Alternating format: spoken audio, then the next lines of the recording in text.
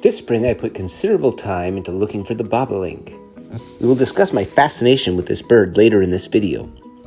The bobolink will be the only new bird featured in this episode, but there will be new babies, new flight shots, and close encounters of birds that I have already featured.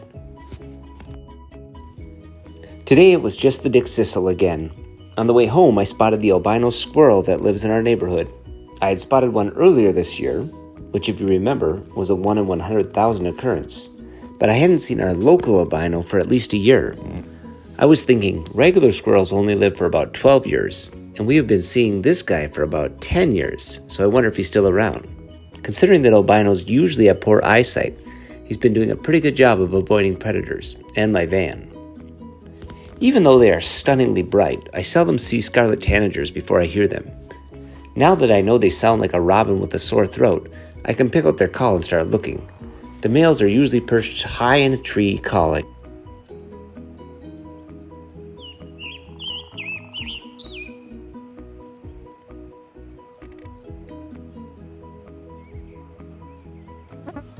While tanagers love eating worms in the ground, an easy task this spring, they are also capable of leaping out and catching an insect mid-flight and returning to their perch, a technique many birds do, called sallying. Later in this video, I will have some flight shots.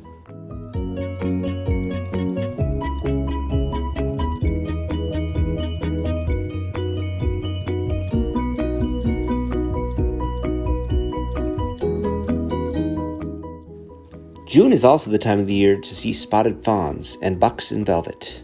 So far, no fawn pictures this year, but I have been seeing this young doe and a buck that will show up later.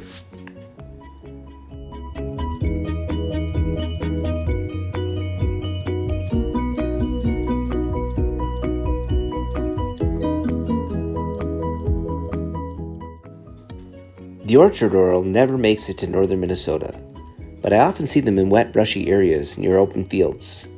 When I enter the woods this time of year, I hear the non-stop red-eyed vireo. This is my first decent picture. And the very high call of the handsome eastern wood pewee. Just before dark on June 5th, back at the farm fields, the brown-headed cowbirds were splashing in the flooding from all the rain when I heard the sound of the bobolink.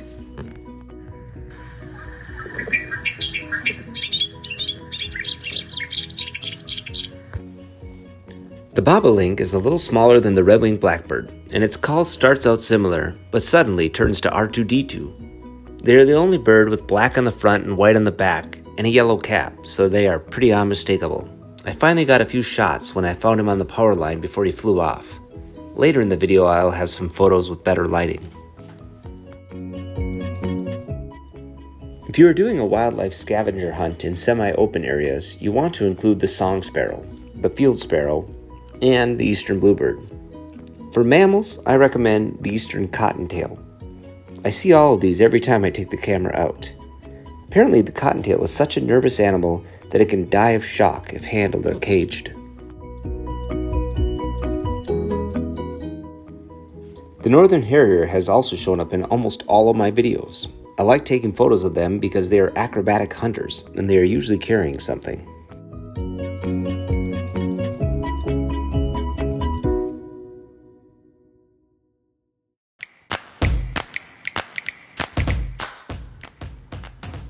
I spotted this turkey crossing the road with her babies. I believe she is counting them right now. Soon the ground will be sprawling with them. A turkey will usually lay from 10 to 15 eggs. She can only lay one a day, so she was at it for a couple weeks.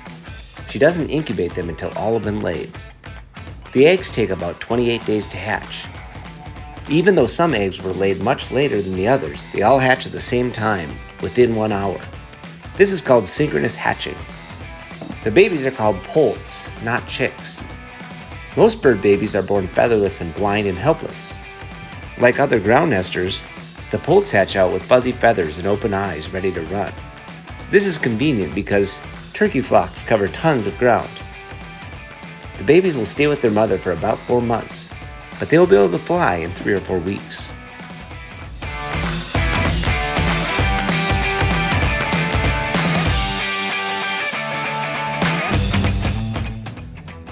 On the way back from photographing the turkeys, I spotted a bald eagle sitting by the side of the road. I took these photos out my car window from about 20 feet away. He never flew because he was keeping a careful eye on some roadkill in the ditch nearby. Eagles have 4 to 8 times better vision than humans. While they weigh less than 10 pounds, their eyes can be as big as human eyes. Their eye weighs more than their brain. They can spot something as small as a rabbit from over 2 miles away. The resolution is so good because the fovea in their retina has 1 million photoreceptor cells per millimeter squared, while humans have about 200,000 per millimeter squared. Their iris is completely yellow. The white part of their eye, called the sclera, is hidden behind their eyelids. Their eyes have strong muscles to rapidly change the shape of their large lens so they can stay focused on an object while diving at 100 miles per hour. They look so fierce because they have a bony ridge over their eyes that help prevent them from getting poked by tree branches. The wood thrush has a pleasant flute-like song. Usually it's not worth the mosquitoes to brave the thick woods to catch a photo of them hopping on the forest floor, because it's hard to pinpoint where the sound is coming from. This one was right above me.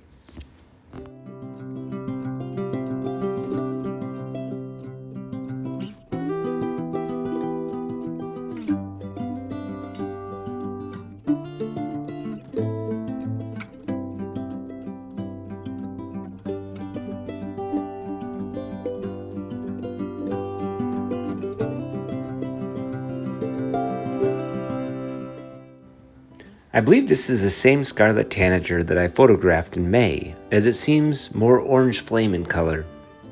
It was cool seeing their somewhat transparent black wings as he flew from branch to branch.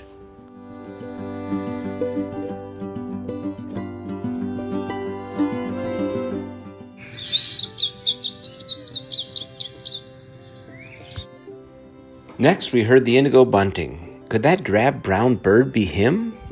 Yup. Here is the same bird in the light. They actually have no blue pigment in their feathers.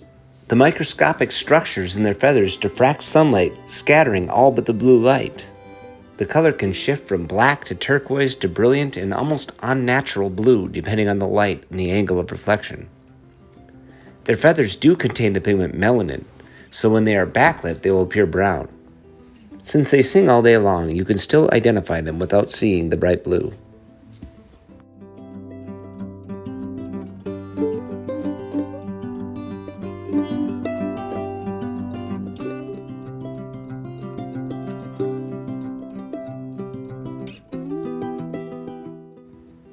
Another brightly colored bird that you hear sing but never photograph because it's always high in the canopy is the yellow-throated vireo. While I was getting this picture, I heard the sandhill cranes. I was hoping to get a picture of their babies. This was the best I could do that day. My wife did capture a juvenile house finch with tufted feathers. I thought maybe it was from static electricity, but some people on the internet are claiming this is a phase that juvenile finches go through, and these feathers will settle down eventually.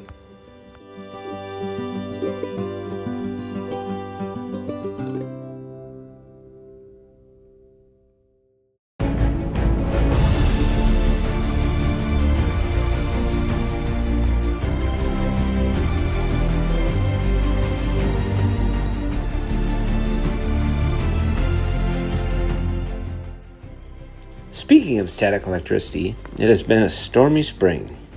The sandhill cranes moved out of the muddy fields and into the wet grass. Sure enough, they have 2 babies. The babies are called colts because of their long, strong legs.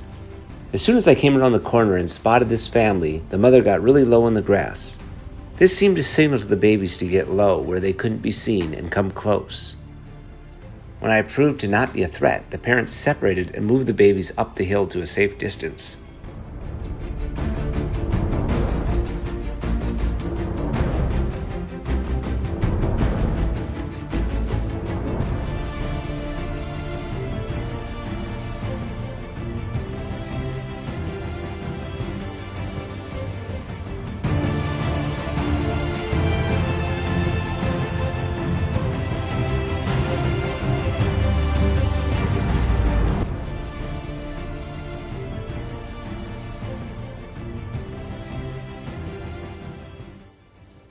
Later, on my walk out, the family was all back together.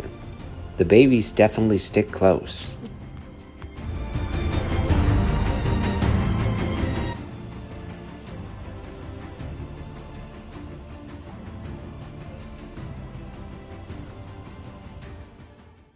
Deer antlers grow in the spring.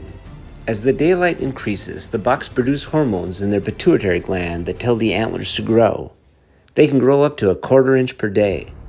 In late summer, the antlers will harden and the velvet will die away as they turn to bone.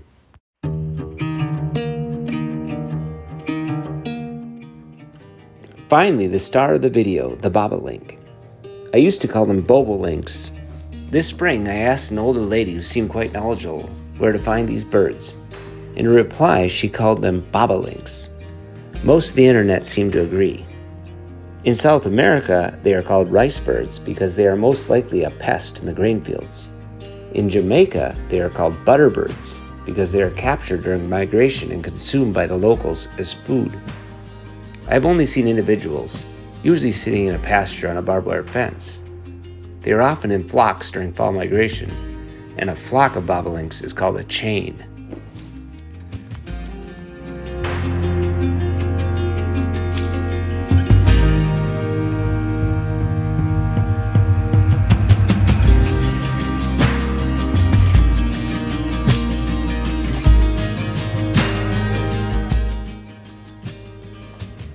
I hope you enjoyed the June birding. I'll leave you with some wood duck and mallard photos because no video is complete without them.